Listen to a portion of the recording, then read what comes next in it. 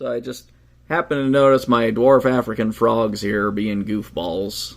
They like to hang out around this little Anubias plant that I've got here, and they like to kind of plaster themselves up there. I am keeping the plant in the container just to try a couple of different things with it, but they really enjoy that, and they like sort of plastering themselves up here between the glass and the plant, and just hang out in and around the plant. They just seem to feel comfortable there.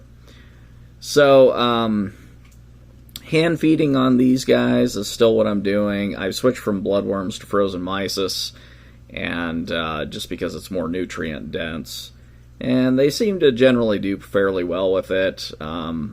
Definitely entertaining critters. They're fun to have around, and they like to, periodically crawl up in my hand and look for food in there, even though there's nothing in there. But since I hand feed them, they're determined that somewhere in the palm of my hand is additional food for them, and so they'll crawl in there and crawl up onto my hand and try and go ahead and grab stuff to eat.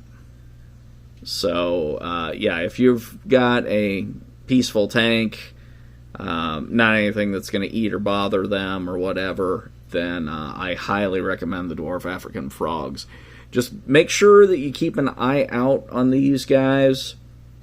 Sometimes people confuse the African clawed frog with them, and it happens in the hobby, so you want to double check. The easiest way to check is to check their front